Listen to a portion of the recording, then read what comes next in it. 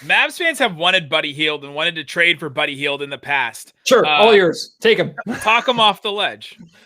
So here's the thing with actually, I want to talk you onto the ledge and see if I can get any kind of thing for value in return. Look, Buddy's really frustrating because I pick on him more than any other Sacramento King, and I said this in an interview that I had after last season with the Athletic Sam Vecini, and he almost laughed me off the phone. Basically, I told him that I felt that Buddy Hield last season was exposed as a really elite shooter, but average to below average everywhere else. And Sam kind of laughed at me, and he used Buddy Hield's numbers and the modern NBA to kind of support his argument. And I got that. But watching Buddy on a nightly basis, you realize as great of a shooter as he is, he's just not great at anything else. Now, he's gotten better as a passer, and I appreciate the work that he's put in on defense and trying to communicate more. But in a year where he's trying to do that more, his shooting numbers are down.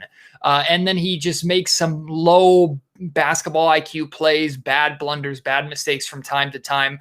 For the money that he's being paid, plus his own perception of his importance with this Sacramento Kings team, I'm personally frustrated. I think the Kings need to try and move on as best as they can, get off of that contract. But, I mean, hey, Dallas, you want him? Go ahead. Yeah, I don't think the Mavericks are interested in that. But he's shooting 39% from three on 10 attempts per game.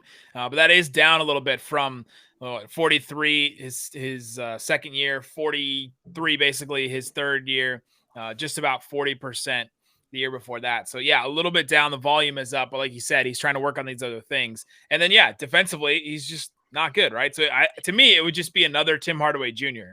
Well, statistically, he is the worst defensive starting shooting guard in the NBA. And it's not close. And the Kings, for much of the season, rolled out a starting lineup featuring both him and Marvin Bagley. And Marvin was the worst defensive, I think, the worst defensive power forward for a time in the NBA. So that speaks to why the Kings have had the historically worst defense in the history of the NBA, because they've had literally two of the worst defenders in the league in their starting lineup.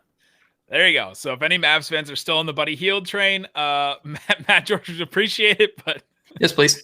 Let's talk about Richaun Holmes then, because this is a guy Mavs fans have also been really into. Seems like a guy, for me at least, would be a really solid backup center, really good in the pick and roll, and the Mavericks thrive with guys that are really good at the pick and roll. Like Dwight Powell has literally made his living because the Mavs are so reliant on pick and roll, centers. Tell me about Richaun Holmes. Is he going to be available this summer? There's been some talk about his contract and different things that have come up. The Kings would have to pay a certain amount and all that. Tell me about Richaun Holmes. Yeah, I'm looking around my desk here to try and find something to fight you off with, because Richaun is not going anywhere, I hope. I love Richaun. He's the perfect fit for what the Sacramento Kings are trying to do. He's an incredibly hard worker. He's undersized for his position, yes, but he makes up for that with his hustle, with his energy. Honestly, the biggest gripe against Richaun Holmes this season is the amount of foul trouble that he gets into, but he gets into that foul trouble because, quite honestly, he's trying to make the extra aggressive physical play because the Kings lack aggression everywhere else, and oftentimes he's trying to bail out a guard that got killed on the perimeter. So Richaun he's just so solid. He's so consistent. His push shot is one of the most automatic shots that I've seen ever. It just always seems to go in.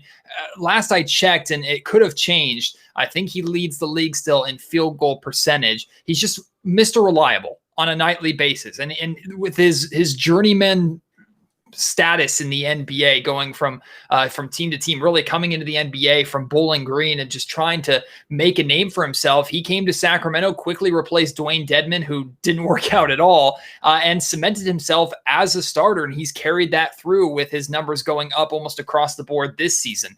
So Richaun Holmes is going to get paid this summer, and rightfully so. Now, what are the numbers going to be? Really no idea, because the center market and big man market and free agency over the last few years has been so up and down and crazy and weird, right? But I believe it is a top priority for the Sacramento Kings to try and find a way to re-sign Richaun Holmes. I know there's only a certain amount that they're going to be able to offer him. I don't know what that number is off the top of my head. But if the Kings lose Richaun Holmes for nothing, the year after they lost Bogdan Bogdanovic for nothing, those are the two big free agency moments for Monty McNair in his first full calendar year as a general manager. That's not going to sit well at all. With the exception of finding a way to get Joel Embiid here in Sacramento, and I'm not saying Richaun is Joel Embiid's level, but that's the only way you're improving over Richaun in my mind. He's the right fit for what the Kings need. You see him as the starting center of the Kings going forward. Correct, I do. And I think if the Dallas Mavericks were to get him, first off, that would be amazing for them. Truly amazing for them. I think he'll be a great fit wherever he goes, but in Dallas, I think he could be exceptional there.